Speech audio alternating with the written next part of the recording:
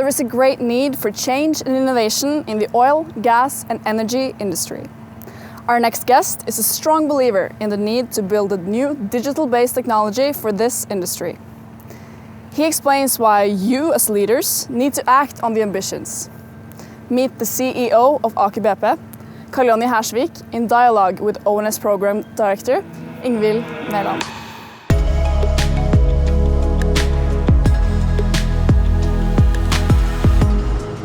Hi everybody and welcome to this ONS Digital Conference. My name is Karl Johnny Hersvik, everybody says Kalle, and we're here at Vagle at the site of the Performinator, which is a research project aimed at building a fully autonomous rig using a live digital twin. I think this is actually the first one in the world.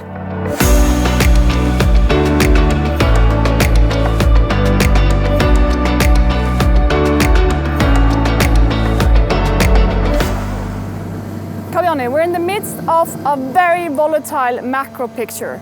Tell me a little bit about what are the main challenges for the industry right now? Yeah, you're absolutely right. This is certainly the most volatile and also the most challenging macro environment, at least I have been a part of in my career in the oil and gas business. But I really think that the challenges have been dormant for quite a while.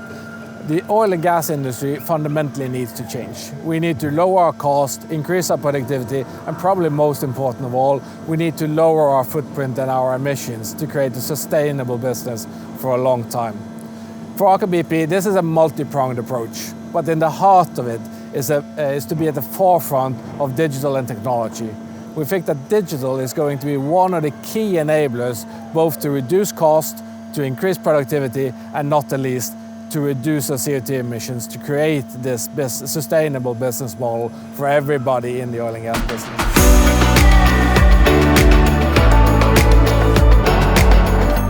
Karl Johnny, you've been on the forefront of pushing for data liberation, and I see us very, very passionate about building a new digital technology-based industry. Why is this so important for you? Well, I think actually the industry as a whole, and by that I mean the oil and gas industry and not just Aker BP, is in the middle of a huge transition. The pressure from the capital markets, from ESG issues, from cost issues, and now recently from COVID-19, which has really tested how adaptable we are as an industry, are going to push us to create new innovation, new ways of making money in the future. And to me and to Aker BP, being in the forefront of the digital revolution is not even a choice. It's mandatory in order to stay at a low cost and a high productivity edge. I don't even think you have to be very wise to come up with this question. You just have to look at what's happening around you. Talking about doing, we're standing here in the midst of an impressive and massive drilling technology project. Tell us about this site.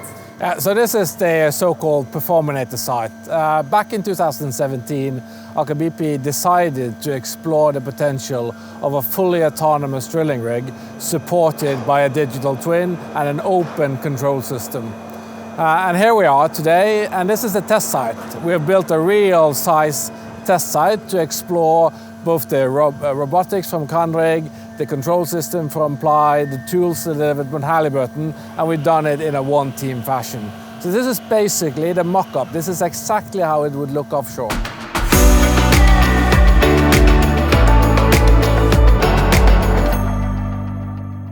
I see you as very passionate about to really deliver on this project, but you could have chosen a different strategy. You could have been reactive, saying that I depend on someone else to do it, to really research and prove the technology. Why is it important for you, and what has been the driver to really deliver on this? I think there are actually two angles into this question. So the first one is the project in itself, right? We had a need. We had to replace a drilling rig out at Valhall, and we wanted to do that with something that was future fit and something that really changed the way we did our business. The second one is, in Aker BP, if we're really going to explore that digital edge, we need to actually do projects that does in fact explore that edge. And you can't do that by sitting in the backseat and allowing somebody else to explore that edge.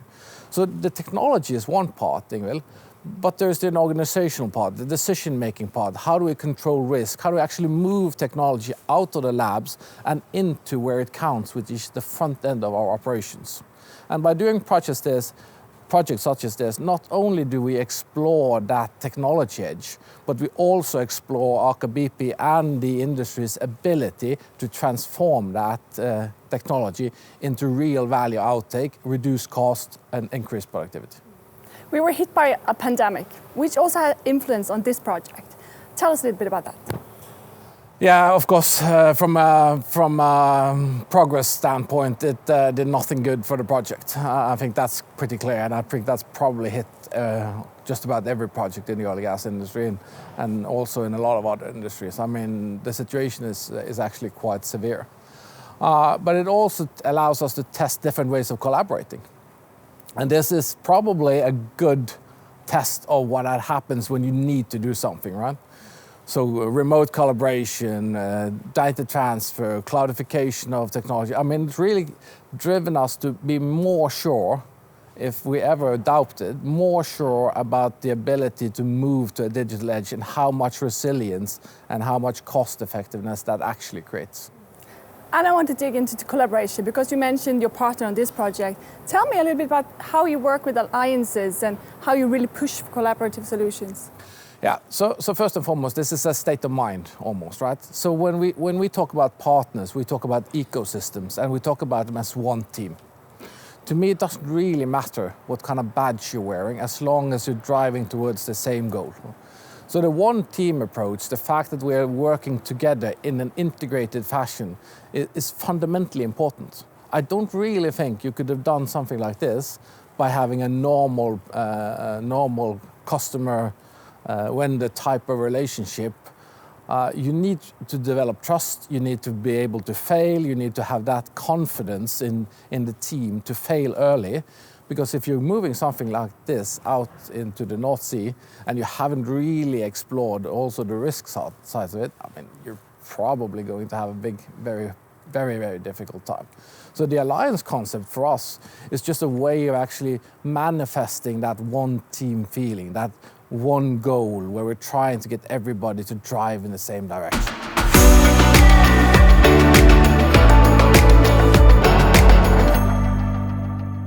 What are your experience when it comes to technology and leadership? What's really needed for our leaders to push for change? Well, I think this is a really good question and probably the crucial question. So probably a bit superficial, but I used to say that technology is easy, but implementation and change is really hard, right? And if the thing that's happening when you apply technology to change processes, you speed everything up. And it's gone tremendously fast, right? So just thinking about it, I mean, the first iPhone in 2007, that's 13 years ago, right? Who can imagine living without a smartphone today? Spotify 2008 revolutionized pretty much overnight the way we listen to music and the music industry. Tesla is doing the same to the car industry.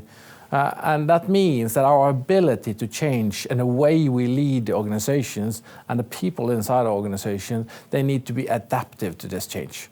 So this is one of the reasons that we actually like projects like this, because it allows us to explore that technology frontier, not just from a technology perspective, but from a decision-making perspective, from a risk implementation perspective.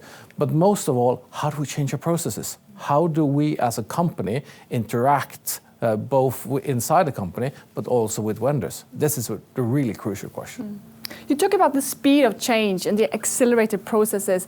What does it mean for leadership requirements? Well, I actually think there are two fundamental requirements that change. So the first one is to really understand what's going on.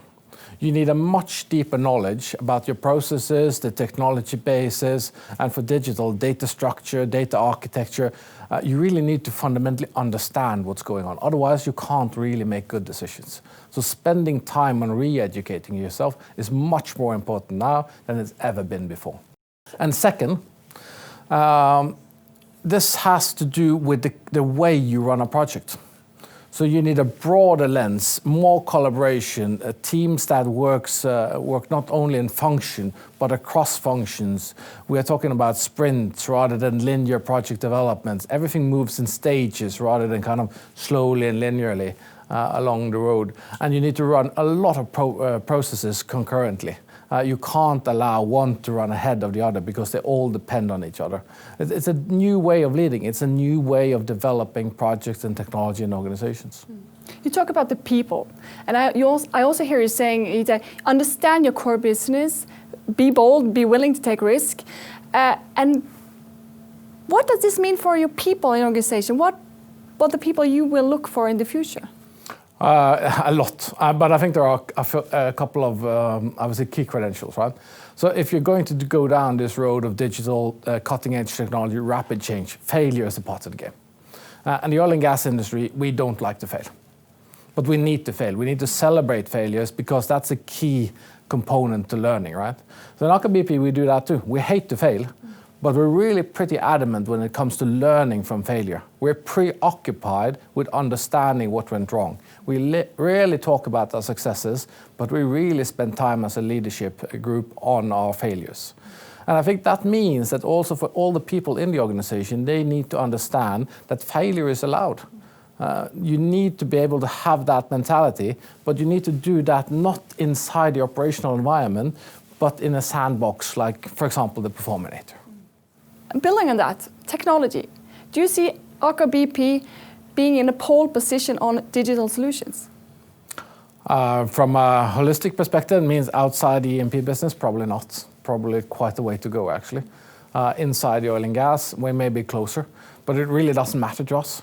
So we're more preoccupied where we are as an organization and how fast we can drive these processes than what everybody else is doing, right?